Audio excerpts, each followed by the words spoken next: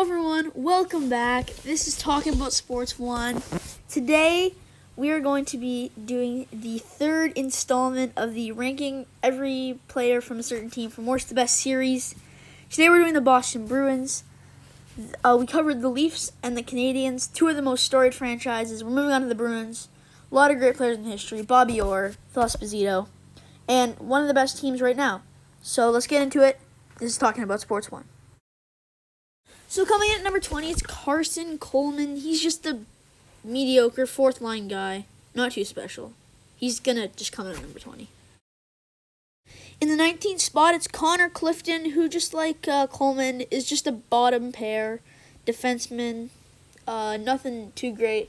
He was a little bit better than Coleman, though, this year. Played some more games, so I'm going to put him at number 19. Coming in at number 18 is Chris Wagner. As you can see in the picture here, he can get into a couple fights, play the body. Just, a decent player, I guess. At number 17, we have a guy that I actually thinks pretty underrated in Joachim Nordstrom. He plays some third, fourth line for the Bruins. So he's nothing special, but I think he's pretty underrated. At number 16, it's Anders Bjork, who had 19 points in 58 games this year. It's not the worst year, but, nothing special. Coming at number 15, it's Andre Cauchet, who has not played enough to really judge him with the Bruins yet. Only 6 games, so, not really enough to have a decent sample size.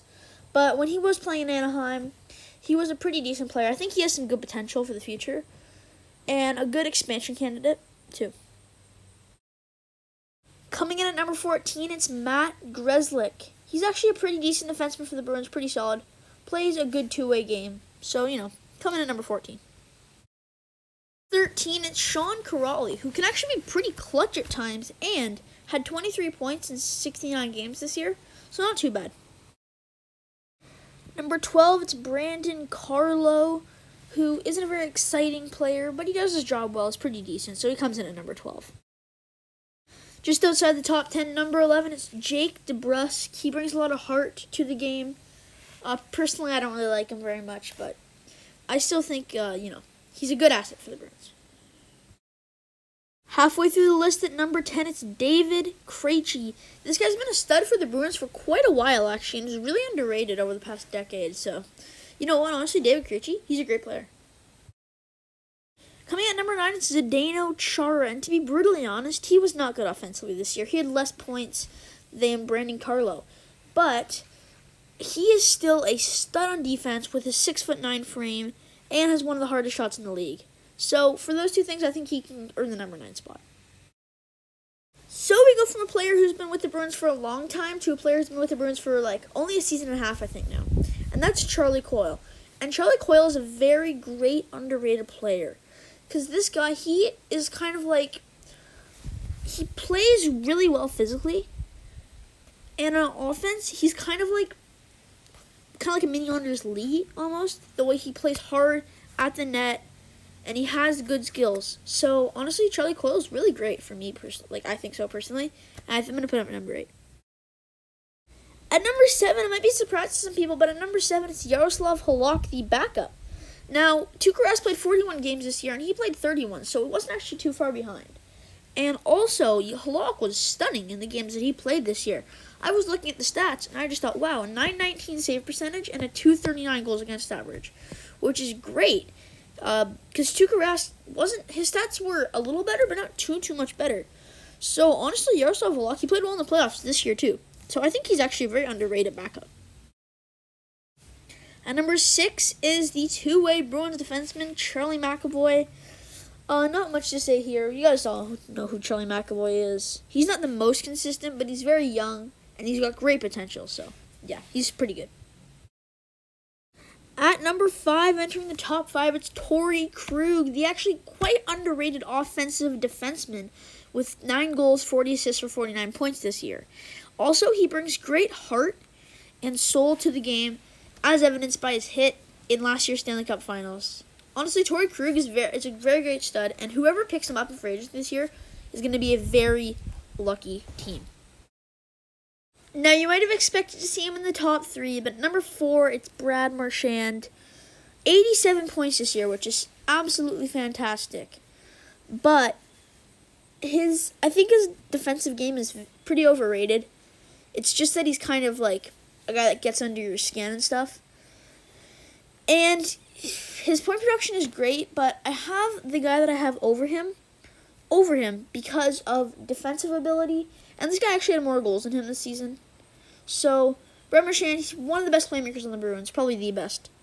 But that alone, I don't see that getting him to the top 3 on this talented team. So yes, you heard me right. Despite a 30-point difference, I have Patrice Bergeron, not Brad Marchand, at number 3 on this list. And Patrice Bergeron in 61 games this year had 56 points. And sure, that might be a lot less than Brad Marchand, but he had 31 goals, which is actually more than Brad Marchand. And Patrice Bergeron actually had a lot of goals this year, considering of the shortened season. And he might have gotten to 40 if they hadn't stopped. And if you're telling me that he's bringing 30 to 40 goals with that defensive game and his amazing leadership skills, I gotta put him over Brad Marchand at number 3. Now, I'm sure if some NHL fans, or heck, even some Bruins fans, were making this list, they would have Tuukka Rask at probably under Marchand, under Bergeron, and maybe even under Torrey Krug. And despite him only playing 41 games this year, I have Tuukka Rask as the second best player on one of the best teams in the league because, oh my god, his stats were so good. 929 save percentage. His goals against average was just over 2, I think it was 2, somewhere in the teens, 2 point somewhere in the teens. And, wow, those are crazy stats. And if he had played all the games, most of the games, let's say he played 50 games and wasn't on such a good team, I think he could have been in MVP talks. And this Tuukka Rask is maybe one of the top 5 goalies in the league. So I am super excited to, see what he can bring next season, maybe even play a few more games if he's with the Bruins next season. They better hope he is, because that would be a huge loss, even though Halak is backing him up. Tuukka Rask he's really good. And there's just one guy that's just a little over him because it's David Pastrnak. David Pastrnak is the best player on the Bruins. Easy.